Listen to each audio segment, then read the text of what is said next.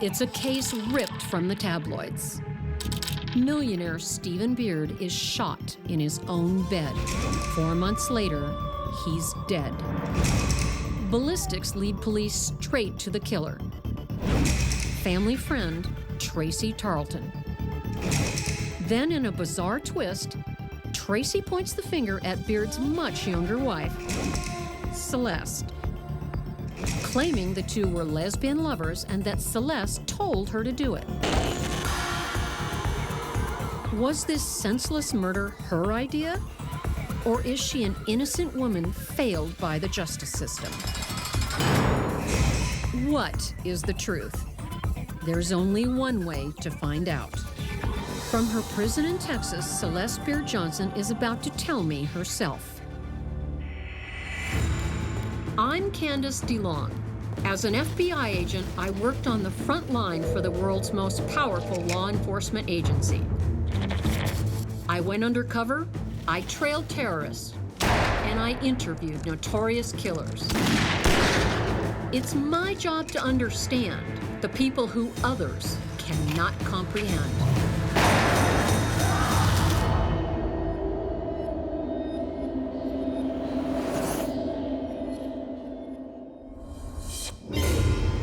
(1999), an opulent suburb of Austin, Texas.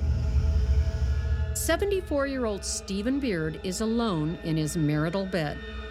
He jolts awake. He has no idea what's wrong. Then he reaches down. There's a gaping hole in his stomach. He calls 911. Ambulance location of emergency.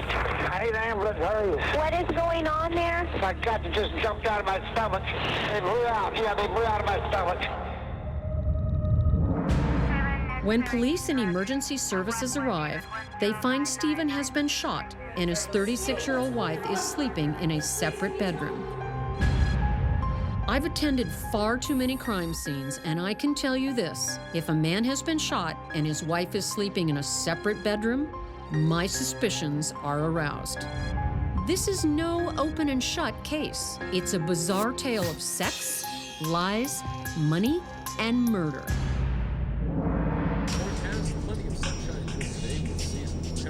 As I drive to meet with Celeste, there is one haunting question on my mind. Why would she want her husband dead? According to court testimony from numerous sources, Celeste and the killer turn out to be more than just friends. They were lovers. Was this a case of unrequited love or something far more sinister? Celeste had it all: a wealthy husband who loved her, 2 daughters, and the money to buy whatever her heart desired.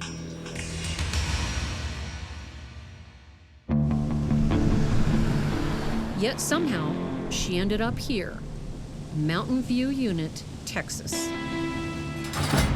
It's her home for the next 30 years. Now it's time for Celeste to tell me her version of the story. How did you get here? Let's go way back when you were a little girl. What was your childhood like? It was it's pretty dysfunctional. It was chaotic. Oftentimes there wasn't even any food. It was scary because we were alone all the time. At the tender age of 17, Celeste marries for the first time. But it's a shotgun wedding. 3 months later, she gives birth to twin girls. I did not discipline them at all. I thought that for them to know that I loved them, I had to give them whatever they wanted. It's interesting to hear Celeste say she spoiled her children. I wonder what other decisions in Celeste's life were motivated by her devotion to her kids. By age 32, Celeste has been married and divorced 3 times. What was she looking for? Let's talk about Steve. How did you meet? Well, I was working at the country club. I was the only waitress that would serve his table. A few months after Celeste meets Stephen, his wife of 42 years dies of cancer. When we return, Celeste wastes no time lining up husband number 4. Then what happened with you and Steve? About 10 days after she died, I ended up moving in with Stephen.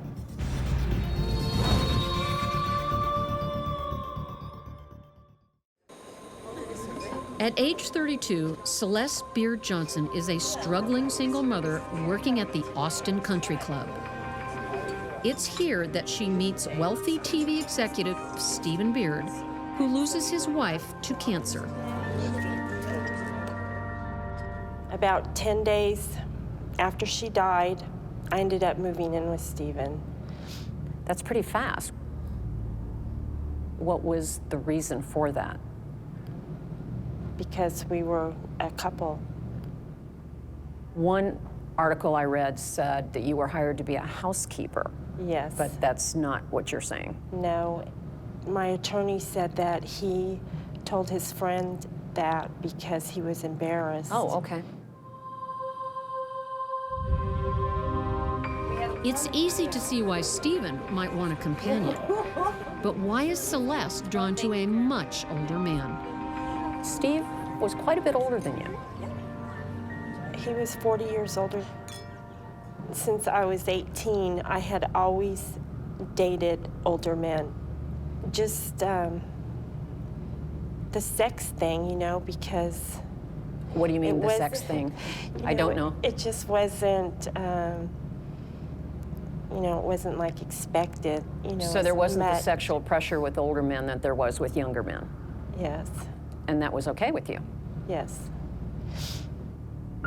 Celeste's father walked out on her when she was 14 years old. It's only natural that she would look for a father figure in her relationships.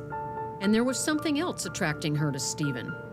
Celeste is having a bitter custody battle with the father of her twins, and Stephen offers an easy solution.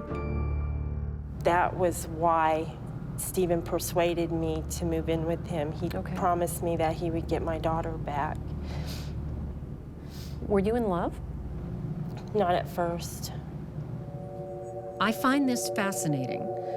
Celeste is so desperate to make up for being a bad mother that she moves in with a man she barely knows and doesn't love, just to give her daughters a better life. We had a deal. What was the deal? That, you know, I'm his. I let him have my hair cut off. I did everything that he wanted me to do. And I was going to keep my end of the bargain because I wanted my daughter back. It's odd that Celeste was treating her marriage like a business proposition with deals like this. Was she doing it for the sake of her children, or did she really want the money and the lifestyle that went with it? We made another deal for the wedding. He was going to adopt the twins. It's a big deal for a man to adopt 2 children. It's a big deal for the kids, too. So how old were they in 1998? 2 months before they turned 18. 17 years old and 10 months. Basically 2 months from being emancipated. Why do you think he did that? I don't want to say forced, but I did. I forced him to do that. What was the reason for that? Because I wanted my daughters to inherit with Stephen's other 3 children.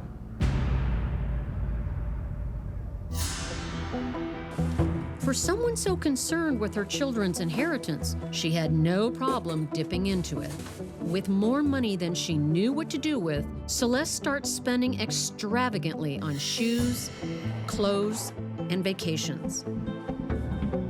At one point, she spends $500,000 in 6 months. Let's talk about the spending. For some people, that momentary little rush of buying something diverts their psychic pain, depression, and it can become, seeking that feeling over and over, can become habitual. Oh, I was habitual. The way I spent money wasn't that big of a deal to Stephen, like everybody thinks it was. Our trip from Germany to London was $60,000, and that was just for the limousine. Stephen was extravagant himself. Okay. All right. Of course it was his money. Yes.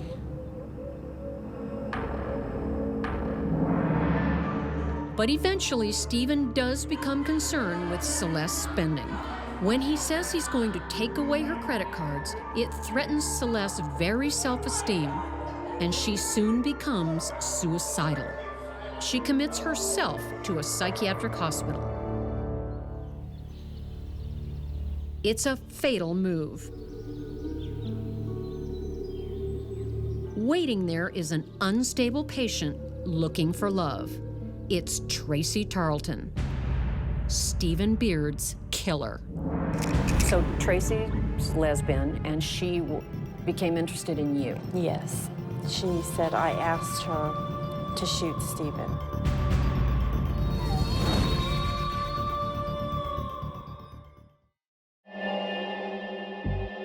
After becoming suicidal, Celeste Beard Johnson admits herself to a psychiatric unit. It is here she meets 42-year-old Tracy Tarlton. According to court testimony from friends and Celeste's own daughters, Tracy and Celeste were lovers. Witnesses had seen them kissing passionately. They sent each other love letters and even went to couples counseling. But Celeste denies all of that. Things got out of hand, and I broke the friendship off with her. Things got out of hand. What does that mean? What happened? She became really obsessed with me. What was she doing that told you she was obsessed with you? Just calling all the time. She was acting like a boyfriend that, you know, you were trying to break off with. Tracy had problems. She had Yes. emotional problems. Okay. Well, you met her in a psychiatric facility. Celeste insists it was not a lesbian relationship and that she turned down any sexual advances. I rebuked her.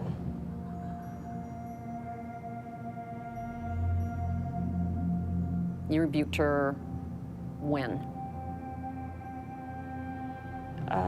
The last time that I had any dealings with her was on the girls' graduation party. It was August 28th. Of 99? 99. She came in and tried to kiss me when I was passed out, and on her way home, she was arrested. Oh, driving while intoxicated or Yes. something? Okay. And Tracy was calling from the jail to our house, and Stephen told me when I got home to get her out of jail and get her out of our life.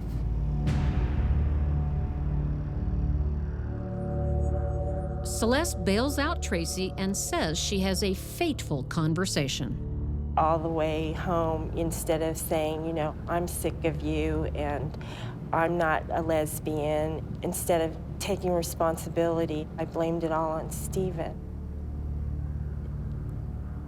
Can you see how somebody that was obsessed with you might have a problem with basically, you're not saying I don't want you, you're saying my husband doesn't want you? Yes, because I was a coward. And I mean, I see it now. I mean, in hindsight, I see, you know, my whole life, how I lived it wrong. But Celeste isn't giving away too much here. Perhaps she won't be more open with me out of fear of what she might reveal. You tell Tracy Stephen doesn't want her in your life, then what happened? she's still calling. She's still doing her crazy behavior. At 3 a.m. on October 2nd, 1999, Tracy Tarlton makes her way into Stephen Beard's bedroom.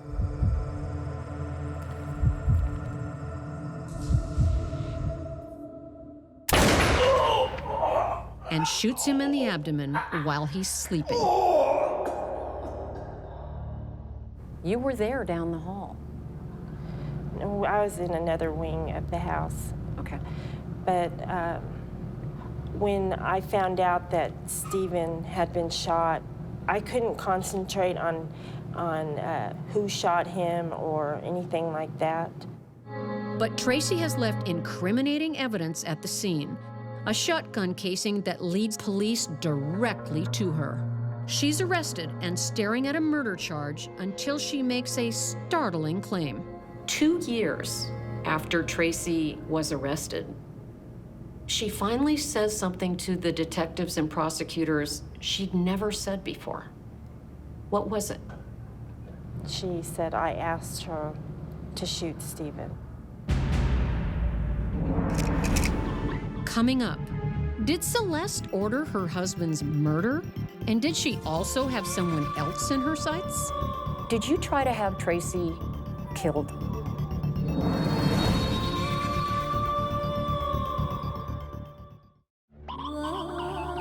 In Austin, Texas, millionaire Stephen Beard has just been shot as he slept.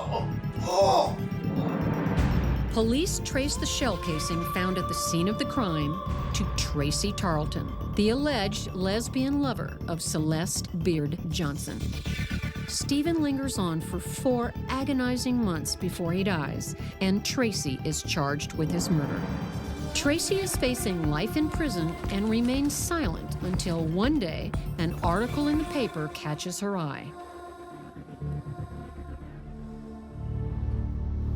She found out that I had remarried again.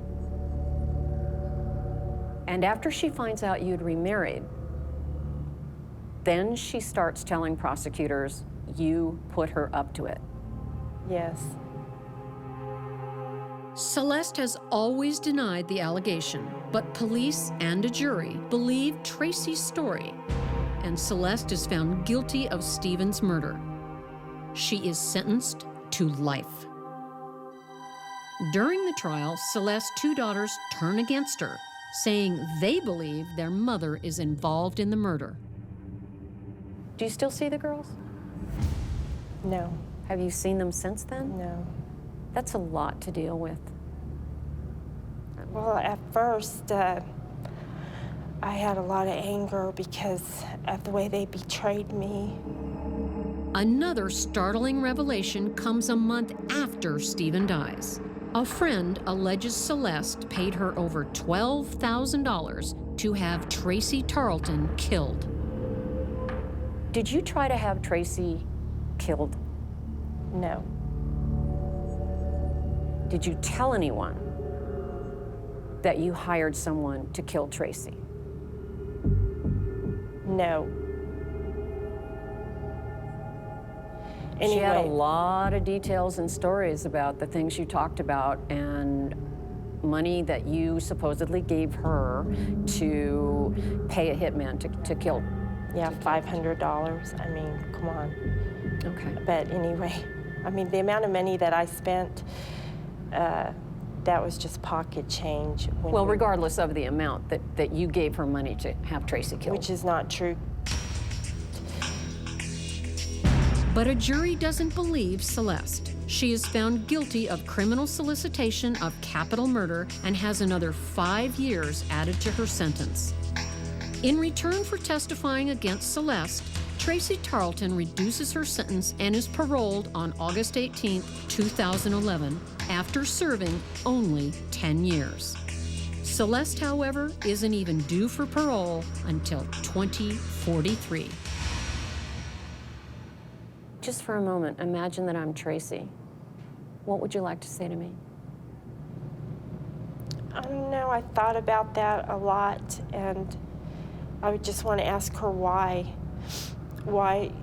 she destroyed my life and my family. She took everything from me. Perhaps Celeste's only solace is that her daughters have a secure future. Did they eventually inherit a lot of money? Yes, millions, Millions. which I would have given them anyway. I mean,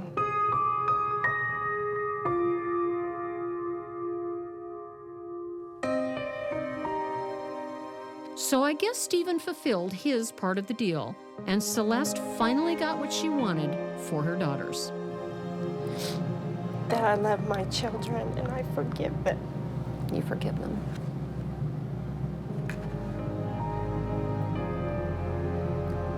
Is there anything you'd like to say to them? That I'm sorry that I wasn't the mother they needed.